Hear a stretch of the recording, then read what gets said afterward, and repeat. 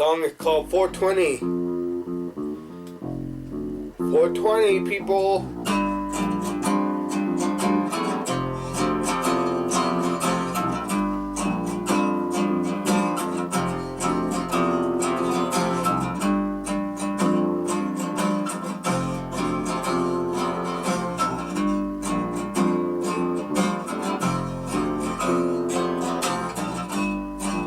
Burning chemicals, nature fly.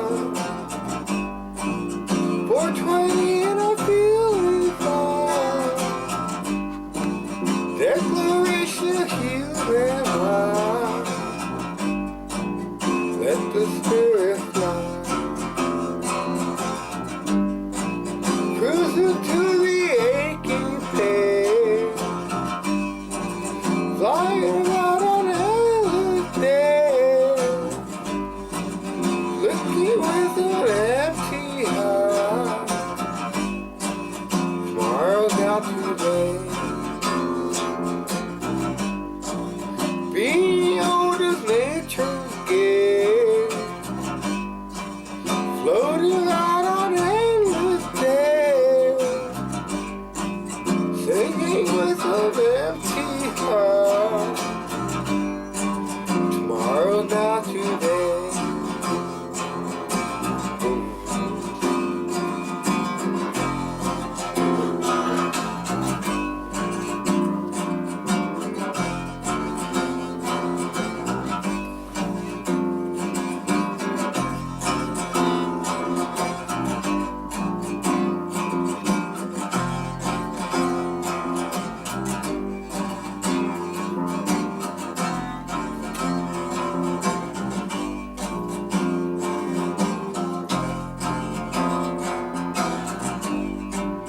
Look into the ocean tide.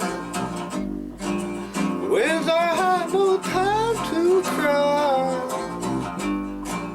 Searching for a place to stay.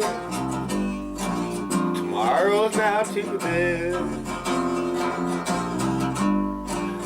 Tomorrow's not today. Tomorrow's not today.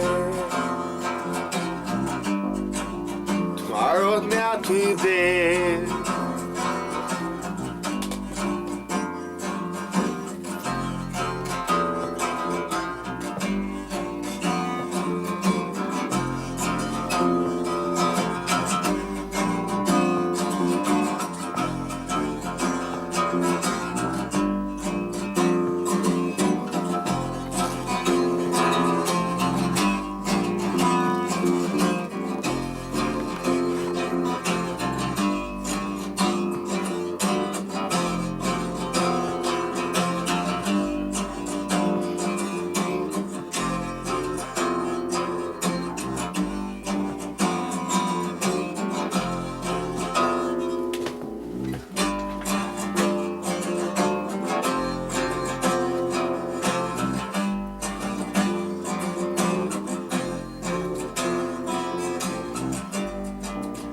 Tomorrow's not today.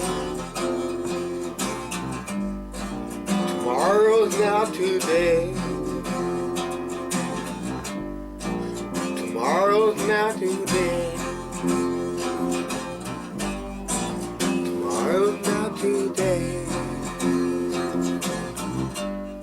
Tomorrow's not today. Tomorrow's not today. Tomorrow's not today. I think it sounds good. Yeah, this next song's cool.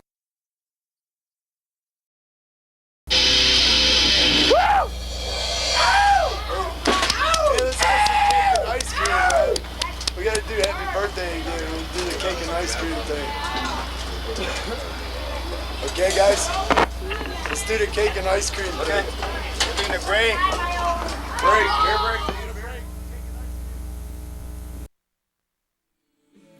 Bueno, people, this is the Call Me Crazy show, and I'm glad to be here. And first thing is first is it's the 5th anniversary of the Call Me Crazy show, And I just want to be able to say thank you very much TCCC for making it possible, and you, the viewers, for making the Coleman Crazy Show possible. And I want to give thanks to the editor, foremost Marty of the End Television, for making Coleman Crazy possible. As you can see, I'm deep in the deep underneath the city of Tucson and the archives of the Coleman Crazy vaults, undisclosed location. But first things first, I'm going to talk about current news.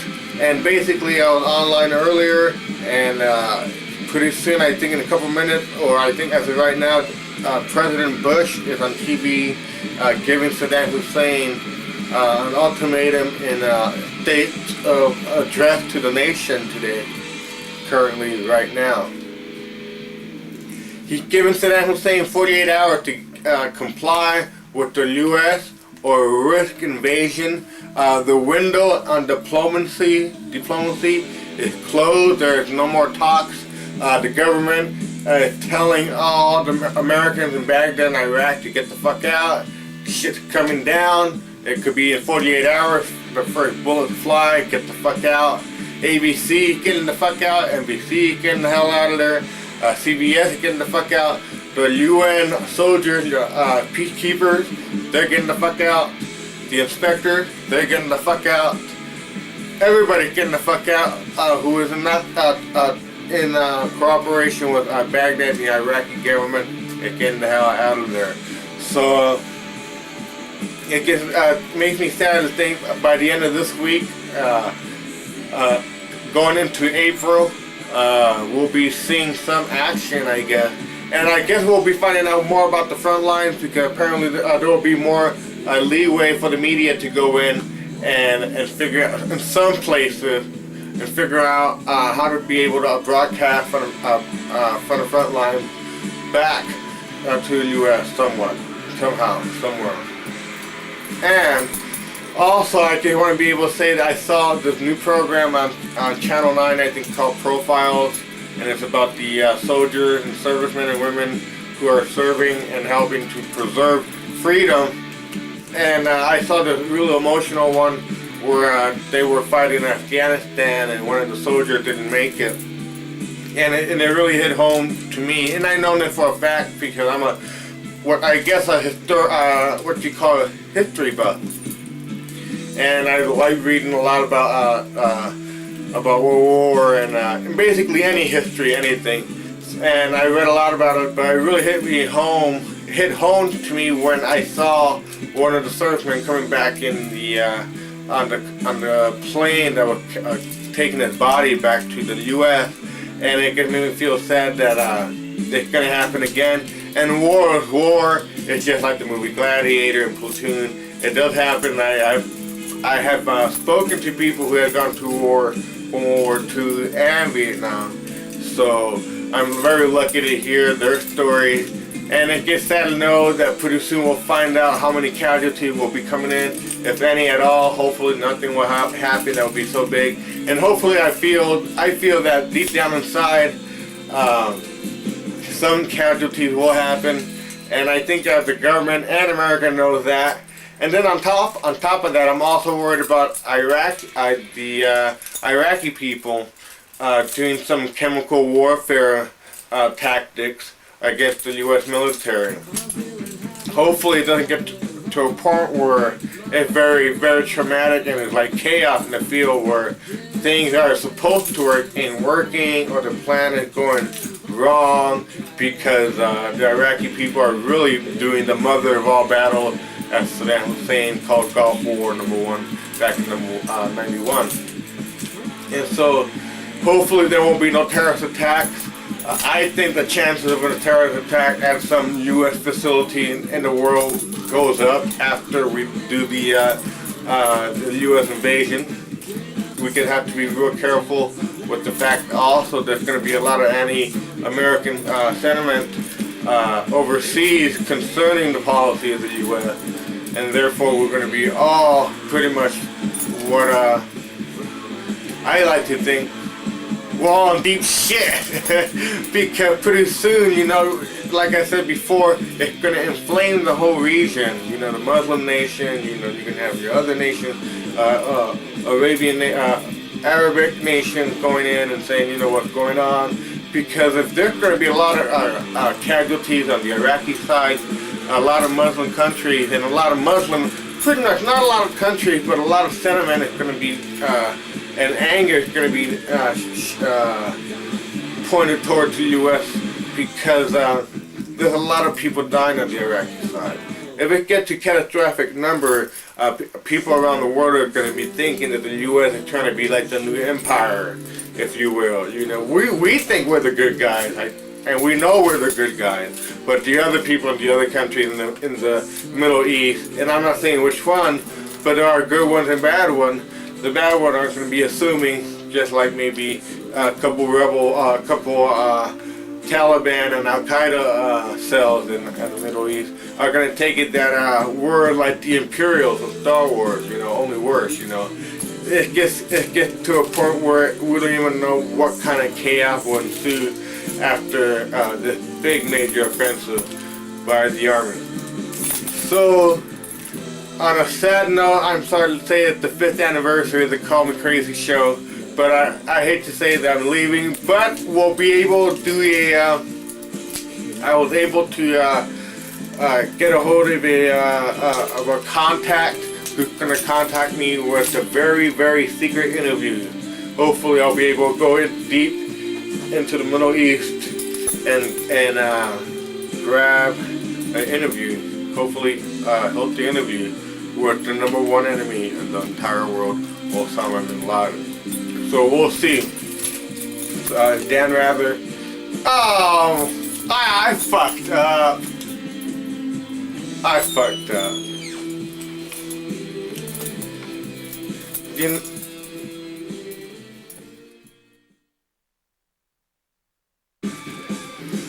Okay, people, sorry about that. I had a little technical difficulties. Okay, I scheduled an interview hopefully with a deep contact in the deep mountain ranges of Afghanistan, Tora Bora Bora, wherever the fuck that is up there in the mountain. But we'll see if we can get a contact of him. And I have some questions to ask him about Elizabeth Smart. Okay, we all know the movie Daredevil came out, starring Ben Affleck. Here we have a kick-ass one of the original comic books, and a Dare motherfucking Devil. Dare motherfucking Devil. That's pretty cool, huh? Let me see what year it is.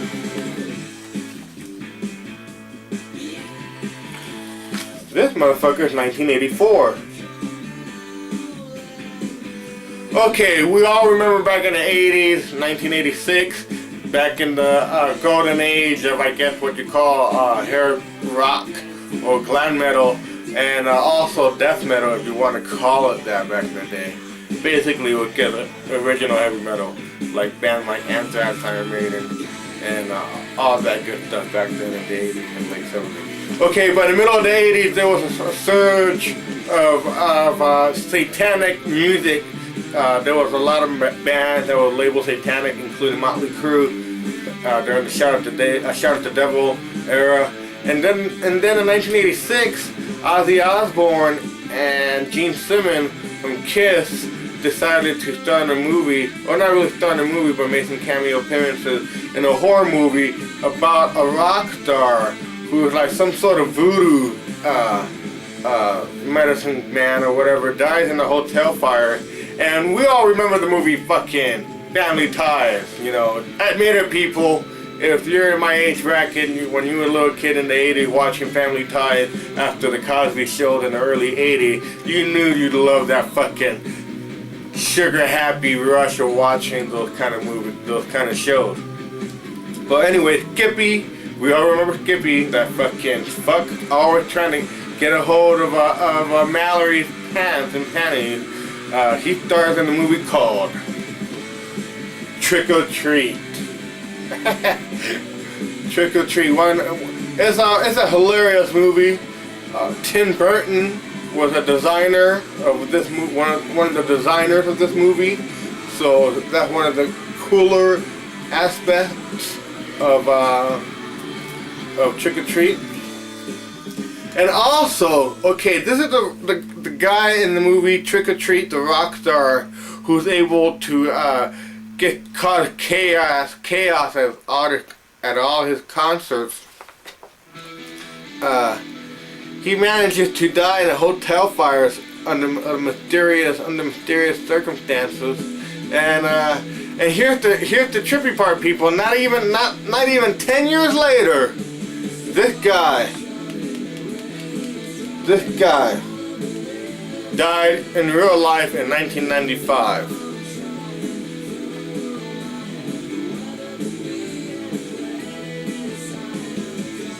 Sammy Kerr. His name was Sammy Kerr in the movie, the rock star. And he died in the movie as a satanic worshipping guitar god.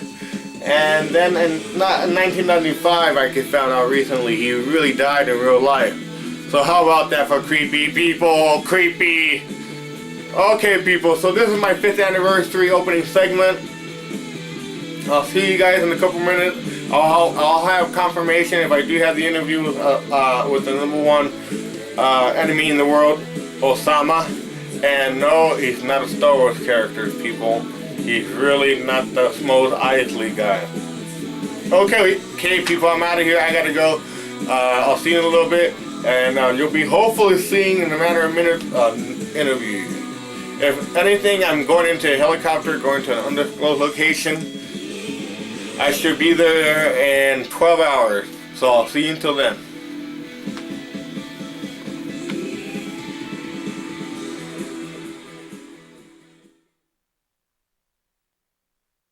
Hola, people. This is the 5th anniversary of the Call Me Crazy show. But enough of that.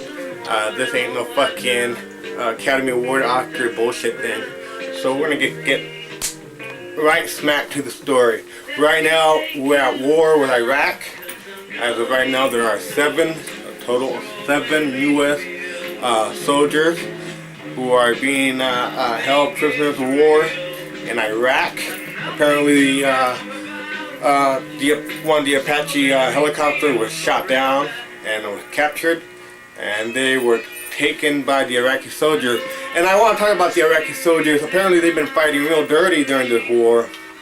They've been dressing up in civilian clothes, pretending that they're surrendering to U.S. troops.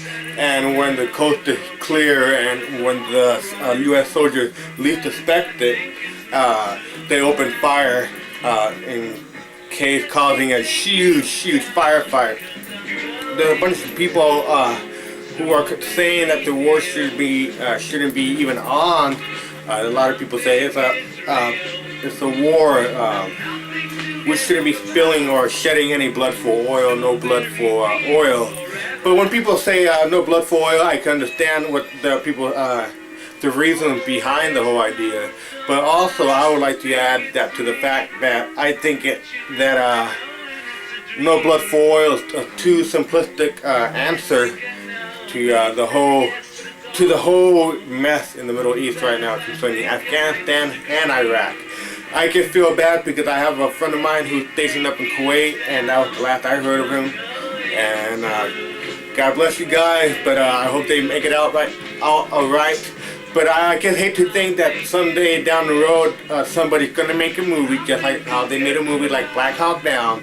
They're gonna make a movie called Apache Captured, and they're gonna just make a movie about a single event that was the day that was really important in the war of Iraq. But that's the future. I just like to say that 5 years ago, when I first started this show, I knew that we would be going at war again. And I kind of figured it wasn't going to be Iraq, but back then I knew some sort of world disorder and chaos would be coming up and about. And it's been getting worse every year, people, every year.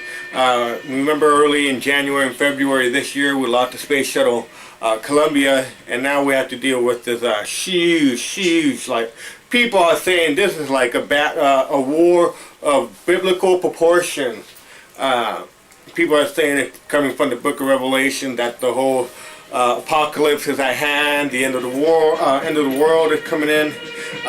The way I see it, people, before it gets any better, it's going to get worse. So we have to really prepare ourselves to really think about how we are going to feel if it ever came down to it in this war with Iraq, that it got so bad that the U.S. soldiers are having a hard time trying to get into Baghdad, and God forbid something really bad and nasty would happen, like a chemical warfare attack.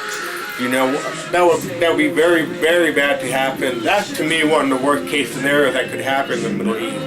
And then on top of that, I would hate to think how other countries are going to be figuring out, you know what, why is the U.S. trying to start up a war with Iraq? Or the idea is that people here in the U.S. believe it's not about occupation. It's like what President Bush says. It's about liberation. But it's been a crazy, crazy year. It's been a crazy past 5 years. I've been on TV that long, and I have done several predictions that have come true. I won't say which one, but I do have a uncanny ability to foresee the future. In this case, which I might add, I might have the power of the Force. The Force surrounds us and binds us and ties us together. But anyways, Godspeed to all the armed services. I'd like to thank TCCC for making the 5th anniversary episode of the Call Me Crazy show very awesome. And I want to thank to you, the viewers, for making this show possible. If it wasn't for you, the viewers, out in La La Land, I wouldn't be here. So hopefully I'll be around for another 5 years. And let's see, I have to do a big shout out. Shout out to Christina at the store, who works right there on Grant and First. And then I'd like to thank Stacy at Bookman's for making it possible for me doing one of the autograph Star Wars videotape. And I want to give a big shout out to Tucson for being a kick-ass town, for letting me be the #1, #2 host in public access. Alright people, I gotta go. I've been watching the news every day, so I'll see you guys around.